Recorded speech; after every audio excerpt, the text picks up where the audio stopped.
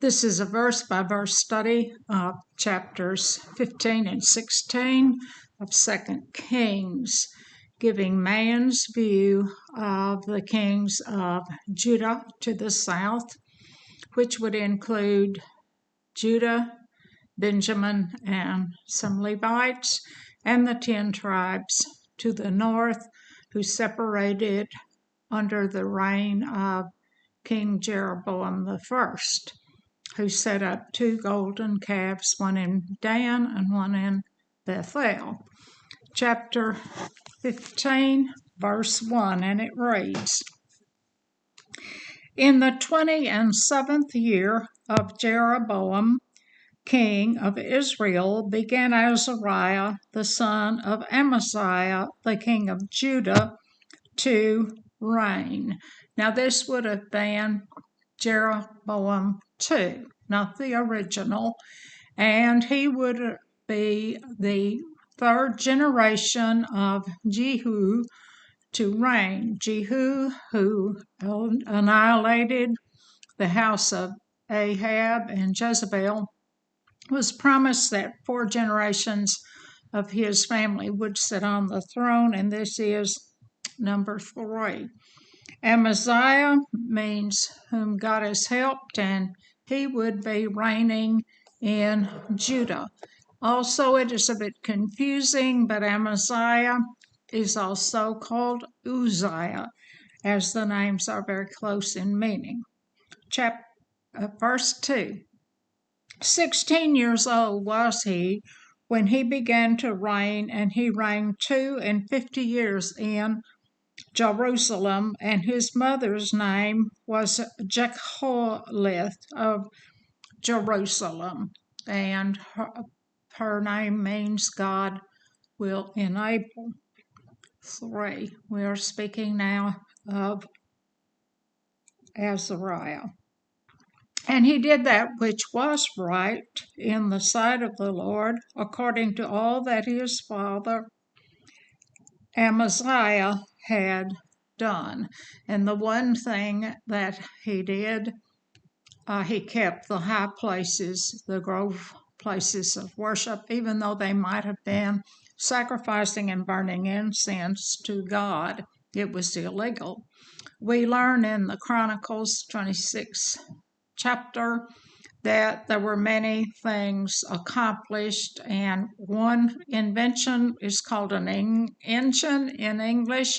It was actually a catapult, which was capable of shooting a 300-pound rock a quarter of a mile. This would have been some very good weaponry. 4. Save that the high places were not removed, and the people sacrificed and burnt incense still in the high places. Illegal worship. 5. And the Lord smote the king so that he was a leper unto the day of his death, and dwelt him in a several house. That would have been a several house, would have been a special place for lepers.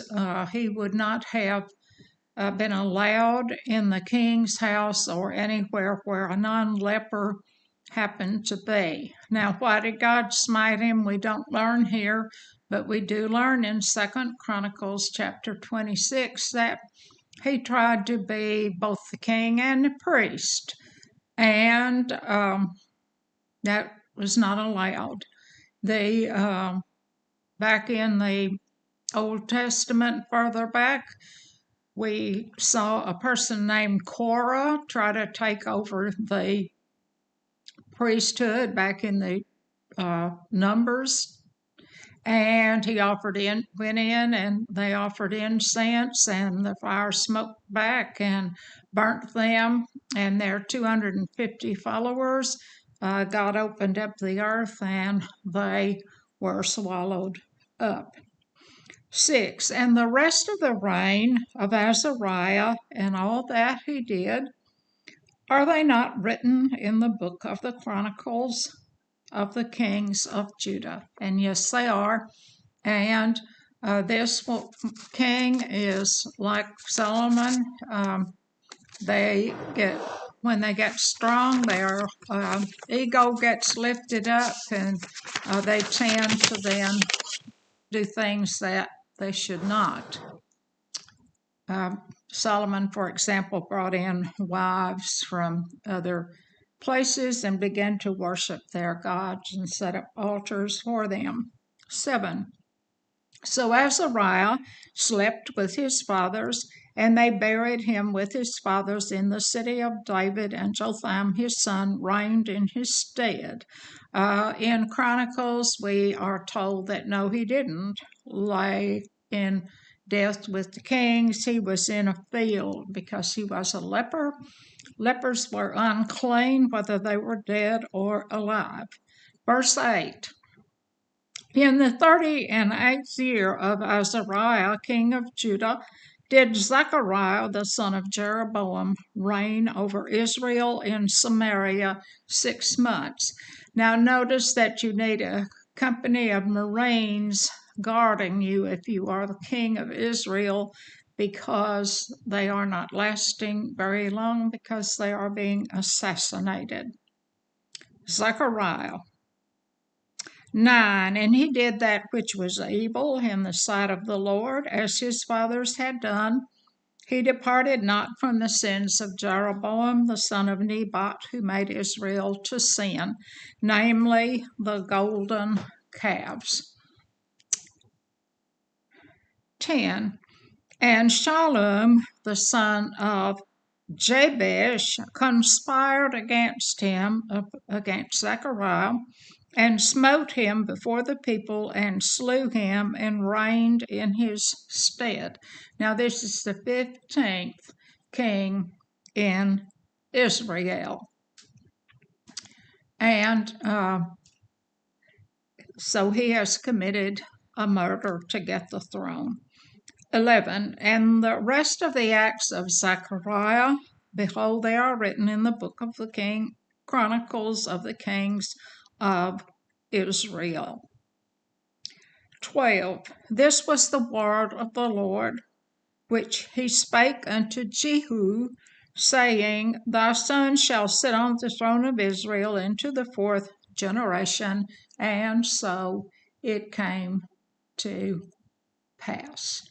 And Zechariah, that king who lasted only 6 months, would have been the great-great-grandson of Jehu. And the promises of God are always kept, and it was in this case. Shalom, and you will see, will only reign 1 month because the persons who are anxious to kill and take the throne are out there. 13. Shallum the son of Jabesh began to reign in the 9th and 30th year of Uzziah, king of Judah, also called Azariah, and he reigned a full month in Samaria. Short reign. 14. For Menahem the son of Gadi went up from Tisra and came to Samaria, and smote Shallum the son of Jabesh in Samaria, and slew him, and reigned in his stead. Now, Menahem came from Tisra. That would have been a place where out from 10 miles to the north of Samaria, it would have been the home of the first Jeroboam. And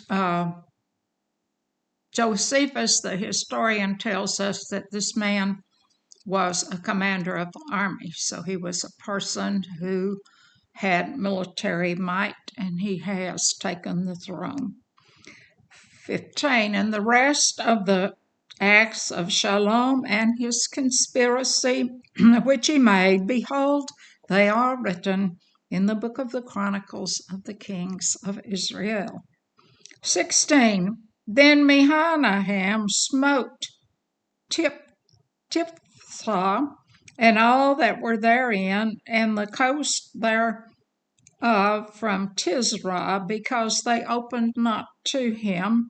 Therefore he smote it, and all the women therein that were with child, he ripped them up.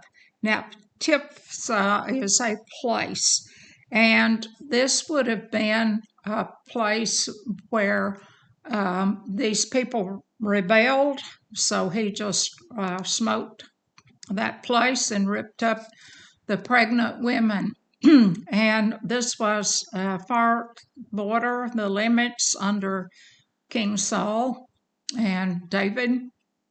They expanded both the border and the economic border, geographically and economically, of the country. 17. In the 39th year of Azariah, the king of Judah, began Menahem the son of Gadi to reign over Israel, and reigned 10 years in Samaria. So he had a longer reign than we have been seeing. 18. And he did that which was evil in the sight of the Lord. He departed not all his days from the sins of Jeroboam, the son of Nebat, who made Israel to sin. No one can figure out to get rid of those golden calves. Verse 19. And Pul, the king of Assyria, came against the land, and Menahem gave Pul 1,000 talents of silver, that his hand might be with him to confirm the kingdom in his hand. So he's trying to buy Pul, but you can't buy that kind of protection, because they will come back. 20. And Menahem exacted the money of Israel, even all the mighty men of wealth, of each man 50 shekels of silver, to give to the king of Assyria. So the king of Assyria turned back and stayed there in the land. Now, remember back in 1 Samuel chapter 8, when they wanted a king, God told them, when you get a king, he'll take your sons, he'll take your daughters, he'll take your crops, your harvest, and use it for his own good. And that's what has happened here. He has taken money from the people. Verse 21. And the rest of the acts of Menahem, and all that he did, are they not written in the book of the Chronicles of the Kings of Israel? 22. And Menahem slept with his fathers, and Pekah, his son, reigned in his stead. And Pekah means Yah, or God has observed. 23. In the 50th year of Azariah, king of Judah, his reign's almost over, Pekahiah, the son of Menahem, began to reign over Israel in Samaria, and reigned 2 years. 24. 24. And he did that which was evil in the sight of the Lord. He departed not from the sins of Jeroboam, the son of Nebat, who made Israel to sin. The calves stood. 25.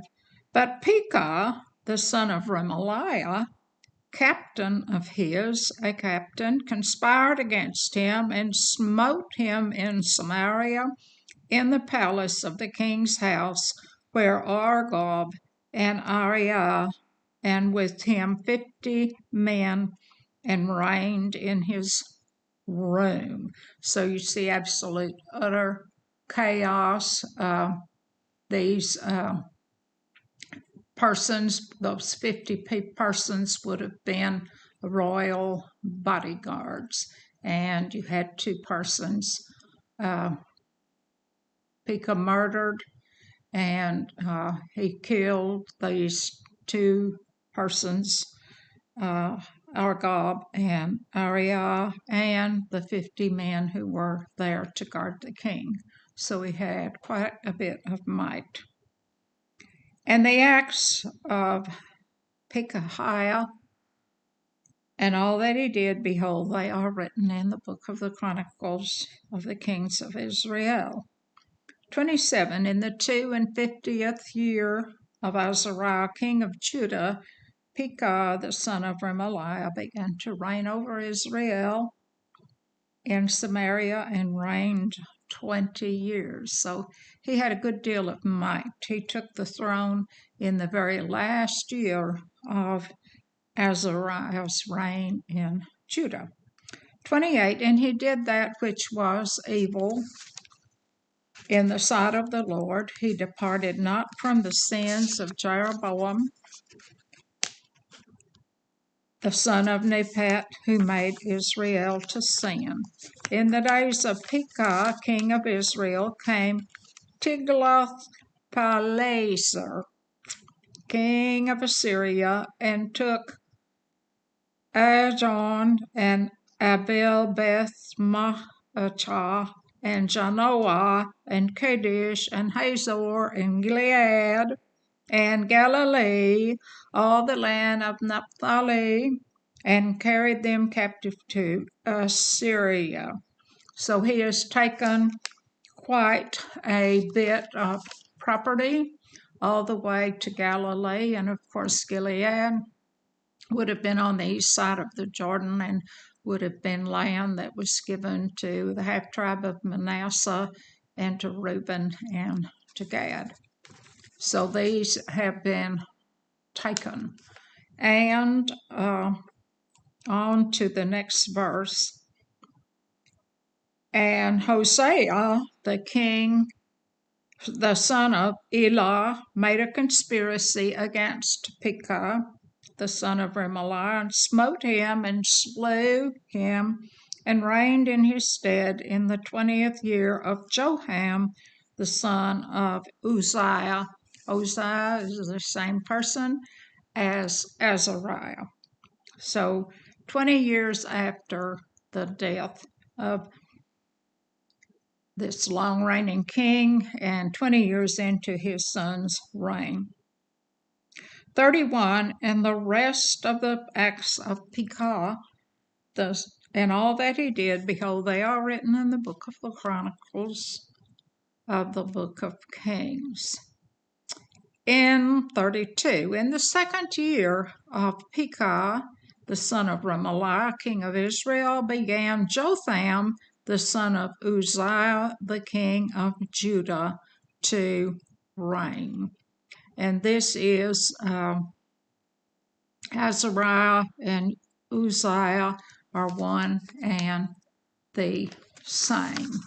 So that is in Judah, and we are seeing that the reigns in Judah are, of course, far longer than they are up to the north.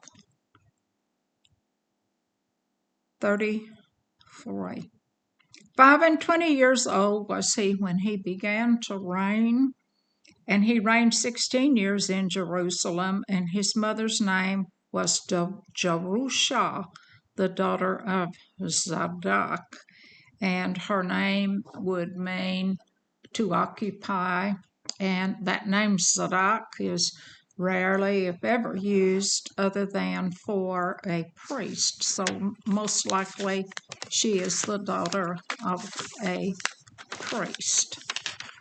34. And he did that which was right in the sight of the Lord. He did according to all that his father Uzziah or Azariah had done. And of course he kept the high grove worship that would last until Hezekiah tries to get rid of it, and not totally gotten rid of until we get way up the road to Josiah. 35. Howbeit the high places were not removed, and the people sacrificed and burned incense in the high places. He built the higher gate of the house of the Lord. Remember that the north gate had been torn down in a previous chapter or two. North gate, very important because that wall is the way into Jerusalem, and the protection because on the other three directional sides there are mountains. So he did rebuild that wall. 36. Now the rest of the acts of Jotham and all that he did, are they not written in the book of Chronicles of the kings of Judah? Yes, if you care to read, it's in chapter 27, 2nd Chronicles. 37. In those days the Lord began to send against Judah Rezin, the king of Syria, and Pekah, the son of Remaliah. So it was not just the king of Syria who was coming against them, but also Pekah, the king to the north. And these Rezin, they're called smoking firebrands, and in Isaiah calls them that, and that's a firebrand would be a stick that had been taken out of the campfire, and it would be fire for a while, but then it would go out. So a little power, but not lasting. And those were firebrands that were Samson tied to the tail of those foxes that ran through and started that fire. So 38, to complete this chapter. And Jotham slept with his fathers and was buried with his fathers in the city of David his father, and Ahaz his son reigned in his stead. And Jehoahaz did many good signs and seemed like many of the others to forget in the latter years. Chapter 16, we are discussing the reign of Ahaz in Judah. In the 17th year of Pekah, this would have been about 622 BC, the son of Remaliah, Ahaz, the son of Jotham, the king of Judah, began to reign. And in 1873, an inscription was found that logged a great many accomplishments of King Ahaz, and Joahaz it was, and they dropped off that J-O, and he became known as Joaz, or Ahaz, chapter or verse 2. 20 years old was Ahaz when he began to reign, and as I said, his name originally was Joahaz. And he reigned 16 years in Jerusalem and did that which was right in the sight of the Lord, like his God, like David his father. So we see he's started out good, but watch out what he does next. 3. But he walked in the way of the kings of Israel, and made his son to pass through the fire, according to the abominations of the heathen, whom the Lord cast out from before the children of Israel, Canaanites. And what does this mean, that he passed his son through the fire? It means that he sacrificed his own son to a false god named Molech, Molech being a god of the Canaanites. Bad. 4. And he sacrificed and burnt incense in high places and on the hills and under every green tree. Under every green tree there is said for emphasis. So he was illegally worshiping. He was not worshiping God. He was worshiping a pagan god named Molech. 5. Then Rezin, the king of Syria, and Pekah, the son of Remaliah, king of Israel, came up to Jerusalem to war, and they besieged Ahaz and could not overcome him. And in 2 Chronicles, it tells us that they killed 120,000 men in one day. How did they get away with that? Judah had turned away from God. Anytime we see these people, when they turn from God, they no longer have His protection, and that same thing is true today. 6. At that time, Rezin, the king of Syria, recovered Elath to Syria and drove Jews from Elath, and the Syrians came to Elath and dwelt there unto this day, or unto the time of that writing. So Judah had taken Elath, and Elath was important because that is where they had a pathway to the Red Sea, a port, and they could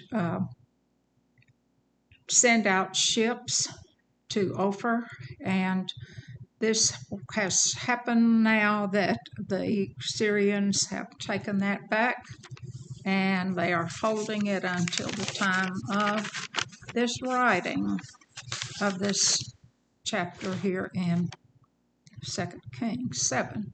So Ahaz sent messengers to Tiglath-Pileser, the king of Assyria, saying, I am thy servant and thy son, come up and save me out of the hand of the king of Syria and out of the hand of the king of Israel, which rise up.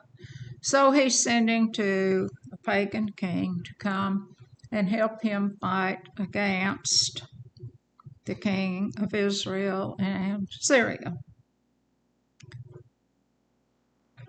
So did he turn to God? No, he turned to a man. 8. And Ahaz took the silver and gold that was found in the house of the Lord and in the treasures of the king's house, and sent it for a present to the king of Assyria. Now, does he really think that he can buy off this bully?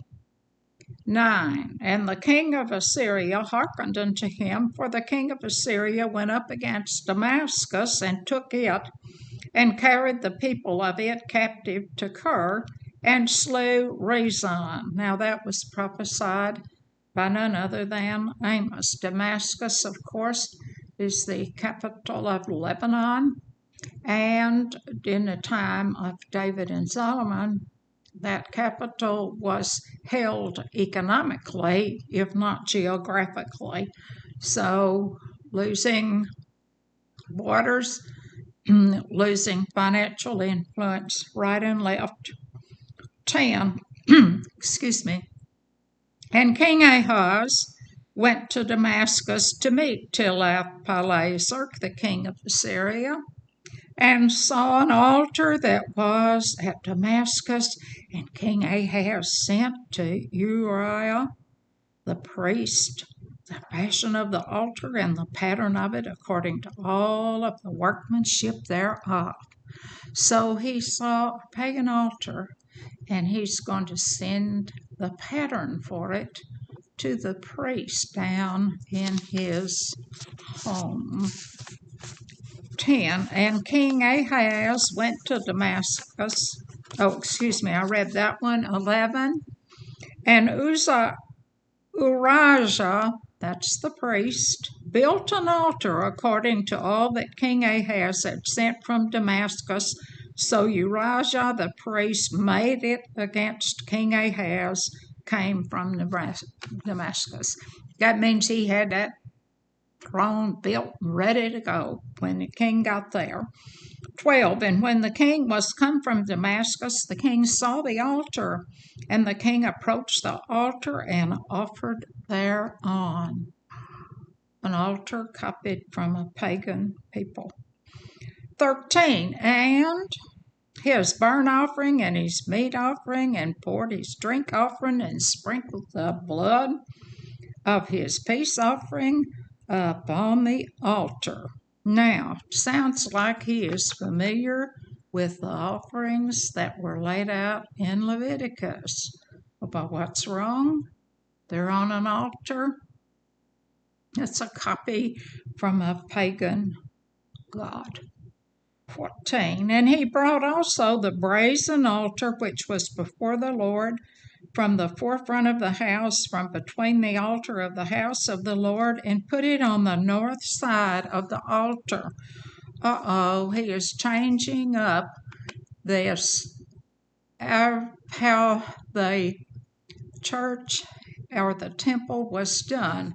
And we can learn from this that we're not supposed to, when we're told how to do it, to start ourselves up a new religion. That's exactly what he is doing. That brazen altar, that would have been of brass.